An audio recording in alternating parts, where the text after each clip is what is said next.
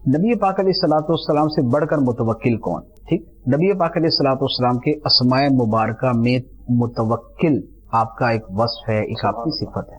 اور وتوکل علی الحی الذی لا یموت، یہ ڈائریکٹ نبی پاک علیہ الصلوۃ والسلام کو فرمایا کہ اے حبیب بھروسہ کرو اس خدا پہ جس کو کبھی موت نہیں آنی، ہمیشہ زندہ ہے. نبی پاک علیہ الصلوۃ والسلام نے جب ہجرت فرمائی تو ہجرت کے دوران سیدنا صدیق اکبر رضی اللہ تعالیٰ عنہ ساتھ خوف زدہ ہوئے. نبی پاک علیہ الصلوۃ والسلام نے فرمایا کہ لا تحزن ان اللہ معنا، غم نہ کرو اللہ ہمارے ساتھ.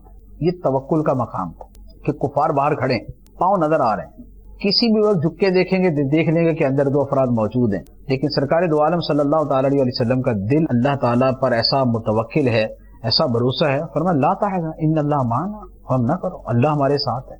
تو توکل تو سب سے بڑھ کر سید المتوکلین نبی پاک علیہ الصلوۃ والسلام کی ذات ہے. نبی پاک علیہ الصلوۃ والسلام نے جو توکل فرمایا وہ اسباب کے ساتھ تھا، اسباب کے بغیر نہیں تھا. بہت خوب. کیا آپ نے اپنی حفاظت کے لیے اسباب کو اختیار نہیں فرمایا؟ کیا آپ نے اپنے سارے جتنے بھی امور حیات تھے، امور زندگی تھے، ان کے لیے اسباب نہیں مقرر کی؟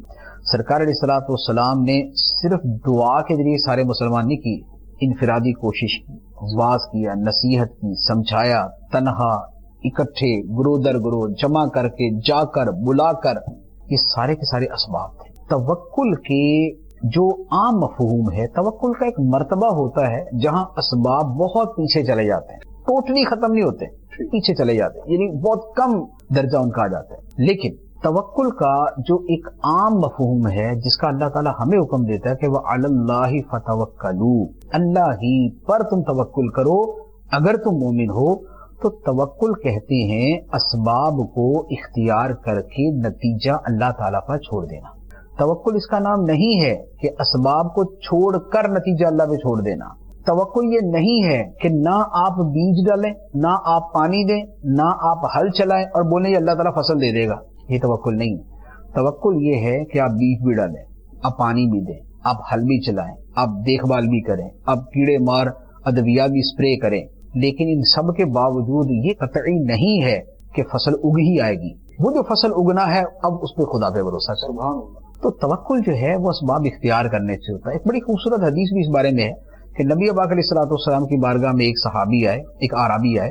انہوں نے عرض کیا کہ یا رسول اللہ میرا اونٹ ہے تو میں اس کو باہر باندھ کر توکل کروں یا کھلا چھوڑ کے؟ فرمایا کہ نہیں، باندھ کر، رسی باندھ کے توکل کرو.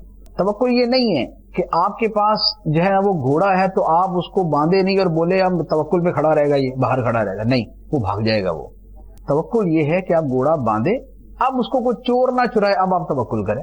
تو اسباب اختیار کر کے توکل ہوتا ہے. اور دنیا کے جو وسیع پیمانے کے جو معاملات ہوتے ہیں ان کے اندر اسباب کی حاجت اتنی ہی زیادہ ہوتی ہے.